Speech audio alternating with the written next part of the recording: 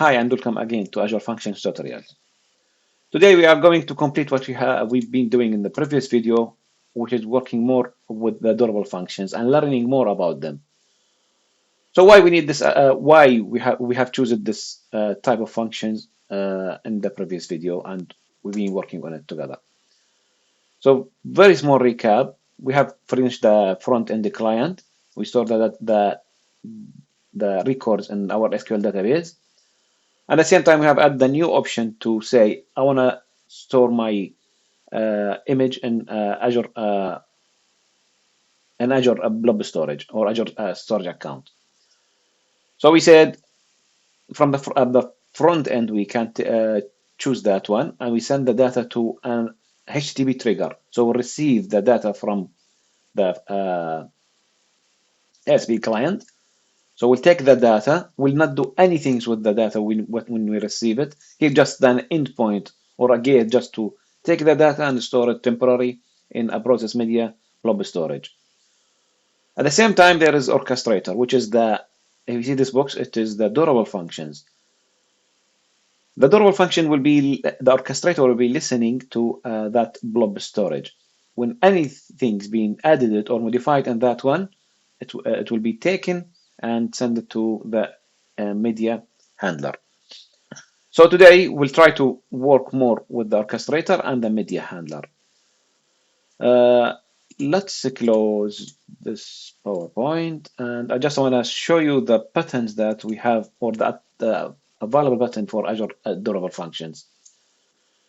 So imagine the durable function is same the orchestrator or the music that orchestrator he says this you work, you stop, you do what the other work.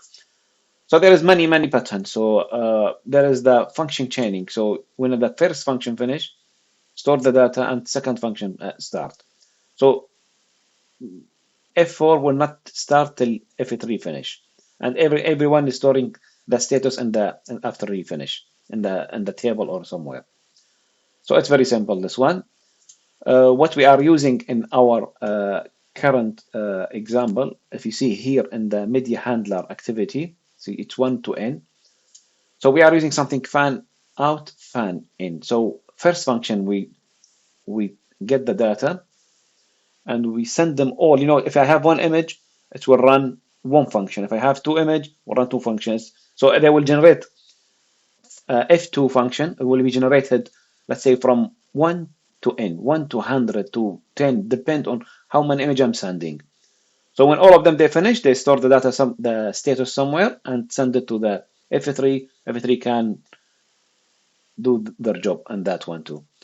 It's not that hard too. It's similar to just for loop on that function and creating always a new, let's say, patch or new function for it. There is many pattern you can use. Even you can, if someone send a request to approve, depend on the human interaction they said here, you can say choose which function. That's very simple, to be honest with you, but let's back here and learn how we can apply that in our example. So here in our orchestrator, what we had before last time, so we had only that small function that came with it and saying just to print the output that we receive it from the blob storage. So this small function here, I don't need it anymore, so I can remove all the stuff from here. But I will leave my output, so we need somewhere to store this output, depend on that data we need. So let's go create a new folder to create our activities in that one. So let's call it activity triggers. So inside the activity trigger folder, we'll try to create the function which is the media handler. So this is the media handler. The orchestrator will send the JSON data to it to process the data, convert it, and send it to the final blob storage where we are going to store our images. So how I can add the activities? I can't find any things in the Azure function here say add something called activity trigger. So I don't know. Maybe I don't know where is it, but what I'm going to do, I will create a C# class, just a class. I call it activity trigger, and nothing in this one here. So what we are going to do, I want to make this one public and make it sealed too. So I will not inherit from anywhere, but just the decoration for that function. It will be a function, and I want to add my name of the function will be activity trigger, not all the stuff. I don't need them, just I need function. And what I'm gonna need more here, I just create my public async. It will be also task run trigger. Yeah, that's what we need. That's okay. Clean. So what we have here, they are saying this my activity. This should be one here and one before it. That's it. And let's call this one. It should be Azure worker. And this one is here. And the logger, I don't think so. We need logger here. We need something called a function. We could copy it from the previous one, but I don't know from the orchestrator here when we clean it. Should copy it from this one here and finish. I don't know why. Forgot to do it. And let's see. So we have our trigger, the activity trigger. What we are going to receive, we'll receive something called media request. It will be from the shared, and will be here. Come on, will be here something called a request. So what type of data we are sending? And let's go now here. Say try and catch. Don't need to delay. So in here we need something or a mechanism just to upload our images or take the input from what we have received from the orchestrator. So we need to send it to the blob storage.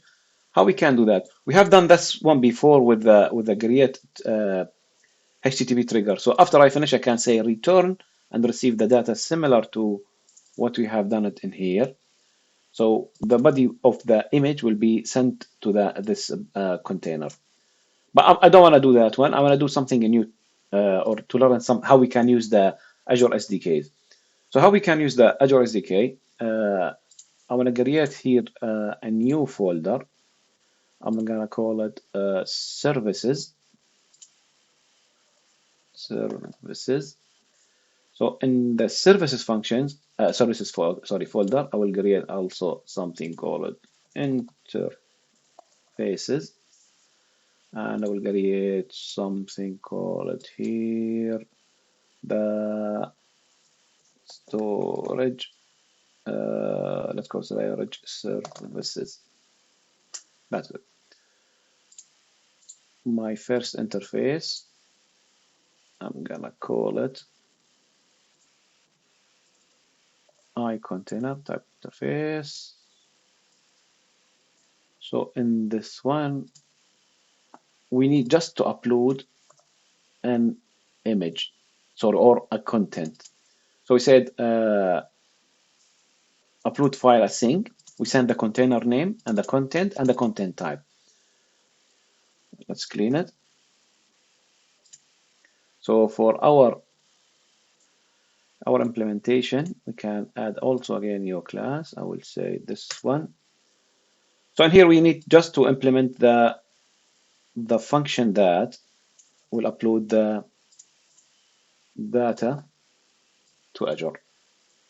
Let's see this one. I have already one. Just we need. Oh yeah, we have too many things. Let's say public. We have to inherit from something called iContainer I contact, why is not coming? Services. Yo. So just to implement the function that we got, and we say this one, yo. So all this data coming, connection. So the connection string we need it. We need just to inject it from the iStartup, from the startup file. See how our connection. So what we have in this function here, it's simple function here. We are saying, so we are receiving a connection string, sorry, the container name with the content and with the content type. So the content, as you know, when we send it through the JSON, we are saying image JPG or image PNG. So to store it in the file name, we are requiring to have the extension. So depend on the type you send, we'll get the extension. We are doing null check. After that, we are getting an object from the blob container name. Just we have to pass the connection string and the container name. If it not exists, we have to create it. After that, we get a reference for the file name, which is GUID with the extension. Converting our content, what we send there on the base 64 to data, the bytes. After that, we call the blob dot upload as sync, and we send it as a memory stream with the content type. After uploading that one, we are getting back the URI for the image that we have uploaded. It's not that simple and it's not that hard. I think it says it should be something clear here. It's just a simple function just to upload the image. Let's save this one. And now just we need to call it in where, or register it in here. Let's say service dot add transient. Yeah, but we have to pass the connection string. We can do this one, right? But let's get the instance for it too. So as you remember here, we have the connection string. So we have to pass that connection string, which is which one? It is this one. Let's do this one here. So I don't want to do it like this. So I have to pass my connection string. I want to say x equal x dot new new container, but that container required a parameter inside it. We can get it from environment dot get variable, and it's good. That's it. And they are complaining always. Just do that. So we have registered our services and we pass the connection string with it. That's 50% of the job. We have done it. So now after we get the service and we register it and we come back to our image processor here and we can say in the image processor we can say iContainer services. I think I copy something. No, iContainer services. This one, container services. This one we are using the primary constructor here, so we don't need to call the constructor here. So what we can do here, I wanna make it that complicated here. What we have said is in this one I have to return always my I have to return a response for this function. I think we have missed the response. What we are going to return, we are going to return something called media response. Yeah. So we have to create a media. So, but that's good thing. So will be something like return new media response. So we don't need any content. We don't need anything. We have to return only what we have inside it first. ID of the product and the URI. So the ID of the product will get it from the request. No, remove this one. So we'll say request.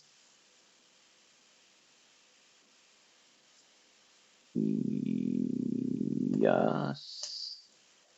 And from where we get the URI now. Why we are using this one? We can use something easier. Come on, please. I'll say request dot product ID. I need something called URI. That's what we are going to send back. So var URI, from where can get the URI? From awaiting underscore container service dot. We have only one function, it's called upload. So now here, as you said, we need the container name and we need the content which coming from the request and the content type. That's good. But what is from where we can get this one, that the container name? So we need just to can declare it maybe or do it somewhere in the local settings. And here maybe I can add a new container. I'll call it container process media. I copy this one. I come back to my activity now. So in this activity, I can pass it straight away, or I have to call the variables here. If I said var container name, not this one, which would be environment, and this is my container name, and this is my container name here, wing. That's it. So we have passed the container name and we are sending the URI that we are getting from there. And here, better than complaining, and we can say return for now what is default. That's for the activity, or the first activity. So how we can call this activity now? So we created a small function that can be generated many times, depend on how many images we send. So this one will take the image. If you go back to our diagram, so we have created this function. So we are saying if I receive any data from the orchestrator, I will send the data. I will send that image, or depend on the type I'm sending. Could be file, could be image. I will send it to that blob storage called media. So now let's back again to our orchestrator. So in the orchestrator, we have created this one, but we didn't call it till now. So how we can call this one? Where is our orchestrator? It's here. So let's go again here and remove this one. As we said, we don't need it. And remove this one. So let's back again here. So when we first time we send the data, we send it as a string. So I receive it in this function here as a content. So this content I need to deserialize it to JSON data. How I can serialize to JSON data? So I get my content, I convert it to a stream of memory stream, and after that serialize to a list of media requests. So let's call this one. So after we call it, after we did serialize, now we have a C# object that contains our medias. They could be 1, 2, 300. It doesn't matter how much we are receiving.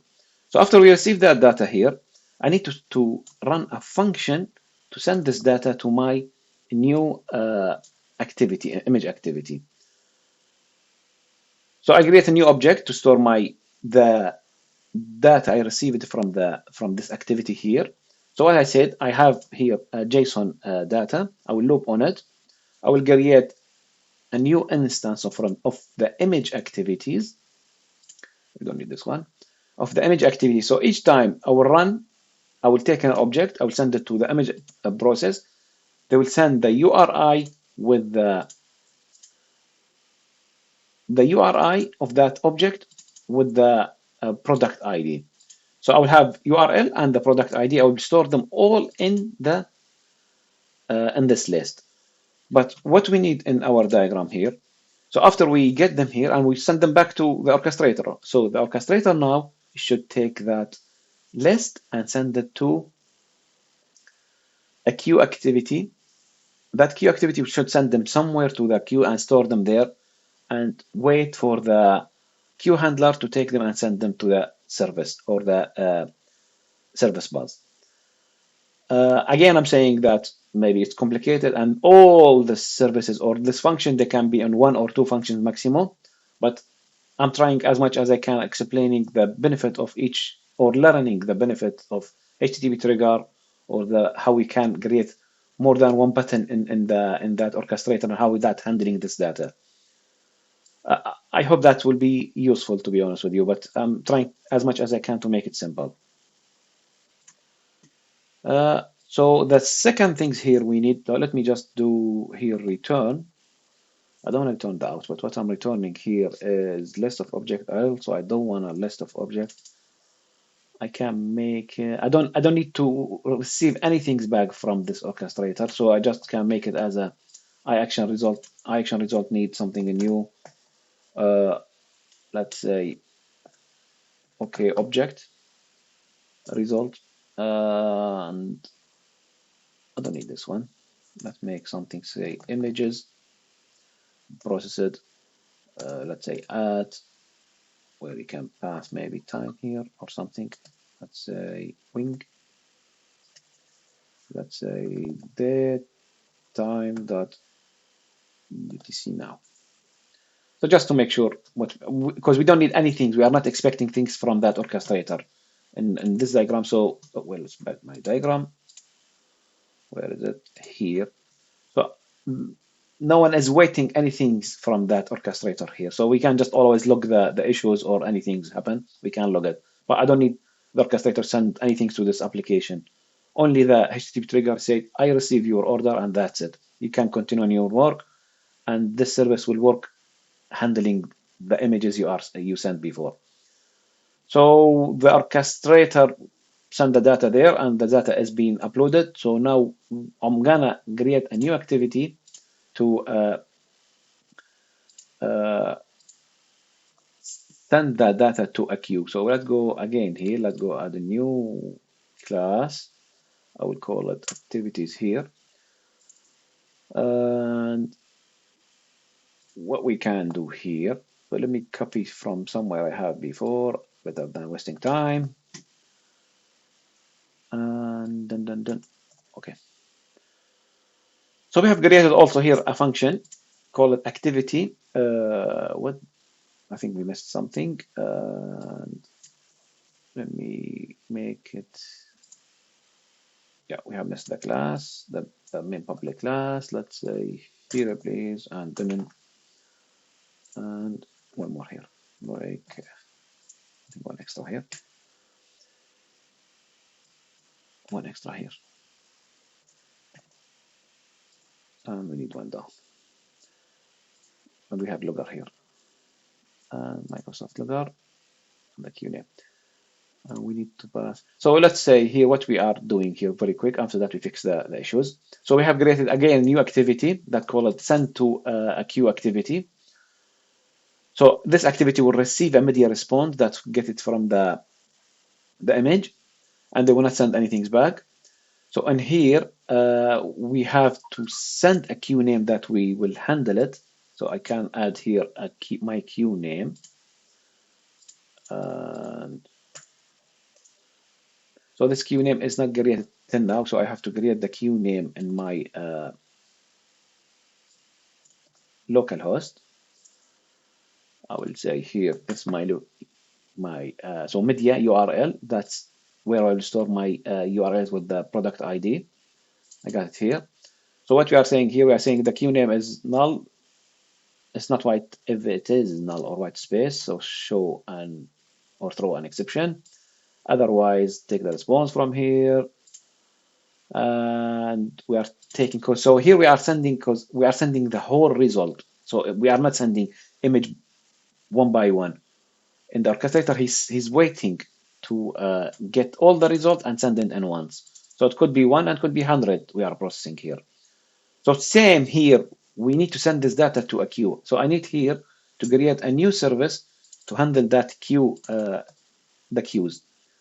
How I can send data to a queue. So I can create a new service here. I will call it something like IQ, and will be interface also wing. So same in the queue, we are sending the queue name and the message and the delay if you want. So here it's coming with the priority. So if you wanna something be processed straight away or wait 10 seconds or yeah, you can play with the priority in this one. That's nice feature here too in the queues. So after we get the queue, just we need to create the implementation for that. We'll create a queue service. So this one will be simpler than what we had before, but let me get it. And so what we are having here also, we have our IQ service, which has only one function here. And we'll get the JSON serializer here and a queue client here. Exactly similar to what we have done in the previous container. Sorry, it's in here. So we are getting the data and we are processing that to the queue. So here same, we are taking the message and we are serializing that message, getting an instance from that queue or object from the queue, if not exists created. And very simple, just take the message, convert it to base 64. If you have delay, if it's 0, that will be 0. There is no more delay. So it should be processed straight away. Otherwise, if you send a delay second, so they will wait for you for after a few seconds, they will process that request. So we can register in the same way we have registered this one here. So just like this. So we have, no, this one, the service, this one, we need the queue. Let's do like this. So what we have done, also registering the service, and we passing our connection string in the service. If we back to the queue now, who is complaining here? They are saying I am not exist. So I said we can say you are exist now, and you will be something called, where we are here, something called queue IQ service. It should be like this. Yep. So it's registered now. So that's now good. So here we have done with everything. Let's go very quick to the handler here, or the orchestrator. Don't need this video to be 13 minutes. So very quick, I can just check my code from here. I will put it there. So we are saying if you have any output, call this activity and send it to the queue. I want to stop now here, and I will complete this or explain it more in the next video.